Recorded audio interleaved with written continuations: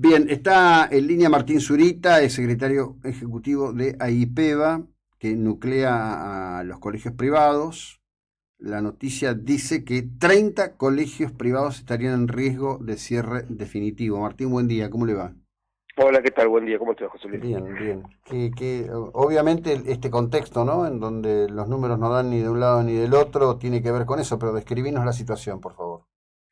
Sí, nosotros venimos alertando ya hace tiempo de las dificultades que tiene el sector y por supuesto que en un sector donde hay 6.300 escuelas hay una heterogeneidad muy grande, hay escuelas que tienen una espalda como para soportar estos embates que estamos viviendo, ¿no? Con esta Mm, situación de crisis económica y social, y hay otras escuelas que no.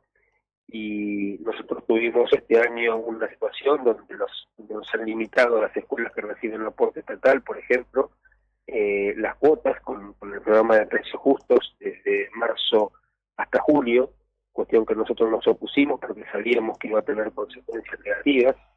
Nosotros venimos después del cierre de escuelas que hubo en la cuarentena durante un año y medio, eh, una crisis donde más de 80 escuelas cerraron en la provincia de Buenos Aires y muchas que no cerraron quedaron golpeadas económicamente, un sector que tarda entre 5 y 10 años para recuperarse, no es como otros sectores de la economía, tipo restaurantes que pudieron en su mayoría salir rápidamente de esa crisis. Con nosotros no ocurrió lo mismo, y en un contexto donde la sociedad está tan golpeada a nivel económico, aumentar las cuotas todos los meses como está ocurriendo, bueno, es una situación donde muchas familias, en muchas comunidades, no pueden afrontar la cuota que la escuela debería cobrar ujú, según sus costos operativos. Entonces claro. ocurre que vos tenés que enfrentarte a cobrar un determinado porcentaje o aumentar todos los meses determinado porcentaje, y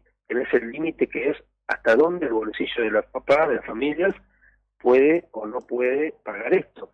Cuando estamos en una Argentina donde hay un 40% de la población que trabaja en la informalidad y que no recibe el aumento de paritarias como en sectores formales, ¿no? Entonces, esta realidad, la verdad que se está viendo de una manera muy fuerte, provoca moras, deudas en familias que no pueden pagar, y bueno, esto repercute en que las escuelas, si no tienen ingresos, no pueden afrontar sus obligaciones, tanto sea de pago de sueldos o de obligaciones de patronales, etcétera, y obliga a que en muchos casos tengan que pedir créditos, en otros casos a tener deudas con la FIP y con el IPS. Hoy estamos teniendo embargos de IPS, de intimaciones de juicio de IPS, perdón, Mm. embargos de la FIP, y bueno, realmente todo esto hace que hay un grupo de escuelas que ya su situación es realmente crítica, al borde del cierre, y muchas otras que no están al borde del cierre, pero que realmente se encuentran en grandes dificultades económicas. Bueno, ahí vos pones un punto recién en algo que yo no llego a comprender por qué las organizaciones empresarias, etcétera, no hacen un planteo muy firme. Es decir, la AFIP, por ejemplo, funciona como si esto fuera Suiza, ¿no? Si vos no pagás el 931 el día 13 de cada mes, cuando muchos todavía están juntando los billetes como pueden para pagar los sueldos dentro de las fechas establecidas, inmediatamente te comienzan a aplicar intereses.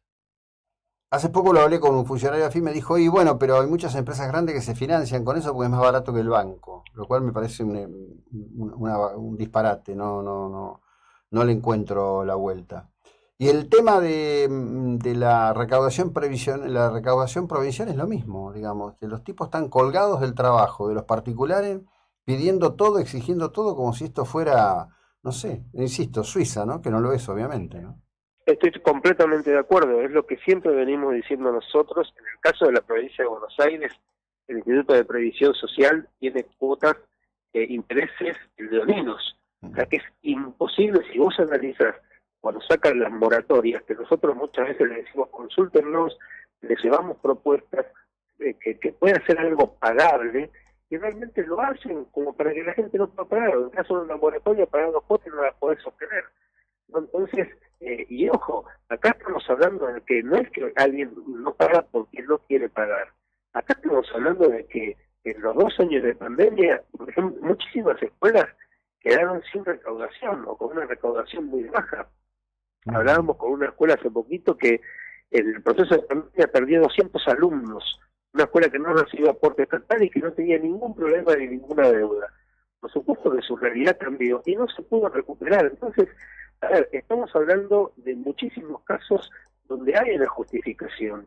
En otros casos tenemos muchísimas escuelas que el Estado, cuando creó la secundaria obligatoria, eran escuelas que tenían lo que era la EGB hasta el 9º año, las obligó a abrir la escuela secundaria y no les dio los cargos correspondientes a escuelas que tenían aporte estatal, no les dio los cargos y bueno, prometió en la gestión de Scioli de que se iban a dar esos cargos, nunca se dio, y las escuelas empezaron a generar deuda.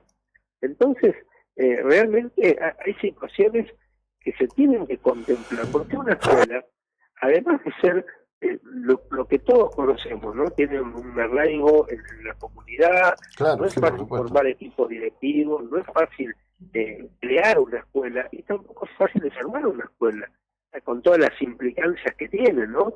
O sea, nosotros siempre decimos que la escuela, además de todas sus características especiales, también es una pyme, porque en realidad nosotros tenemos todos los gastos que tiene cualquier pyme, y por supuesto que hay familias detrás que creyeron, apostaron en un proyecto y que con mucho sacrificio han creado la escuela, pero las situaciones en las que hoy, y que nunca nos pasó, ¿no?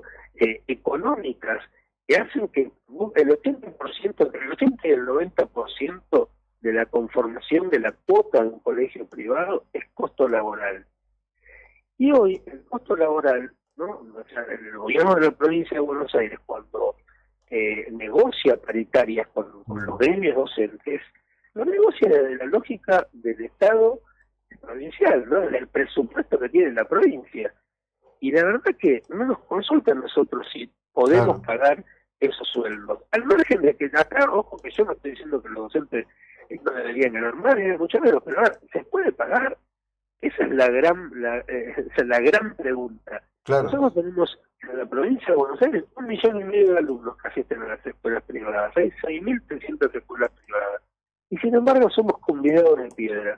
Entonces el Estado dice, bueno, hoy se aumenta esto, mañana se aumenta aquello, pasado aquello, y nosotros tenemos que trasladar eso a las cuotas en este contexto donde en muchas comunidades, por más que las familias hacen un sacrificio muy grande, no lo pueden pagar porque no tienen la misma capacidad, como te decía, de trabajo informal, los monotributistas, o autónomos, que no es como en muchos trabajos formales que en muchos casos van acompañando el proceso inflacionario y sus salarios.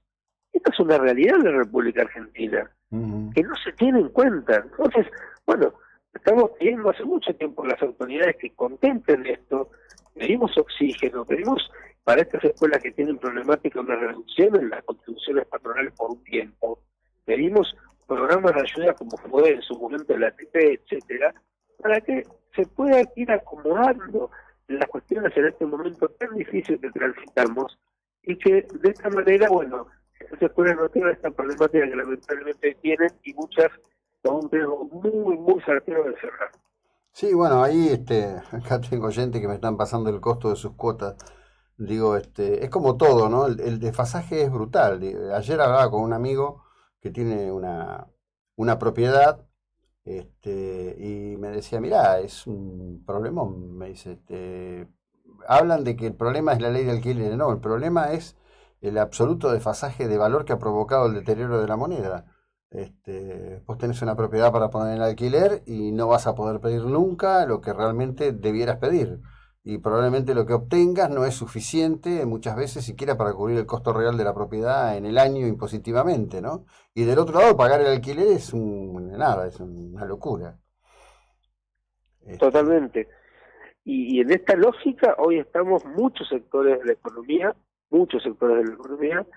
y bueno, el día a día se hace muy complicado, ¿no? Uno tiene que poner la cara con las familias, cuando vos decís, además, como familia vos también tenés un presupuesto, ¿no? Entonces, acá no hay previsibilidad. Acá vos tenés desde el año pasado prácticamente todos los meses está aumentando la cuota de los colegios. Todos los meses. Entonces vos como familia realmente tenés, por razón tenés que preguntar, bueno, pero ¿cómo va a estar este año? ¿Cómo va a ser? No le podés decir nada porque Claro. no sabés. O sea, esto también es un tema que nunca pasa, esa imprevisibilidad de que vos como familia no podés manejar un presupuesto determinado porque la verdad que esto es mes a mes, ¿no?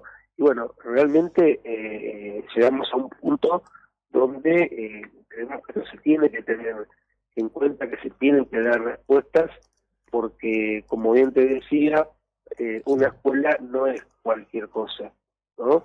Muchas veces los funcionarios, los políticos, se llenan la boca hablando de la educación, pero en realidad cuando hay que hacer cosas concretas para sostener la educación, para brindar determinadas cuestiones que son necesarias, bueno, no vemos Claro. esa capacidad de reacción.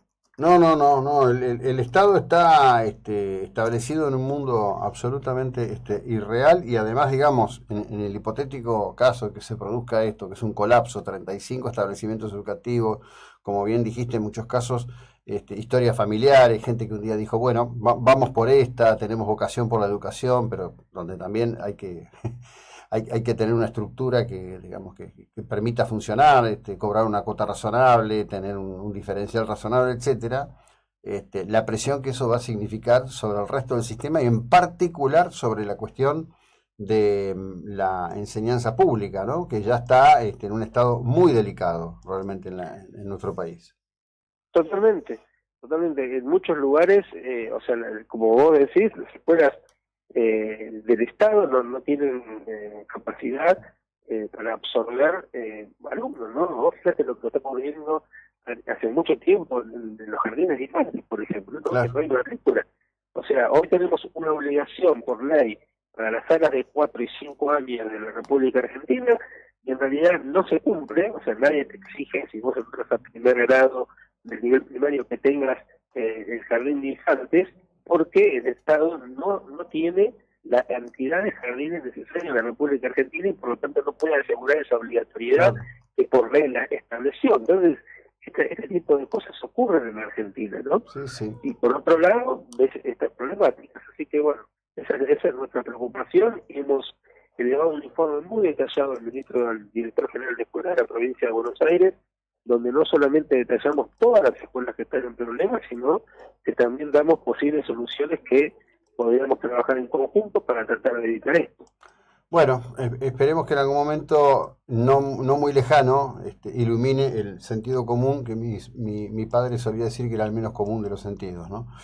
Este, así que bueno, desafortunado todo esto. Muchas gracias por tu tiempo, Martín, buena jornada, No, ¿eh? por favor, gracias a ustedes, adiós. Bueno, Martín Zurita, secretario ejecutivo de AIPEVA.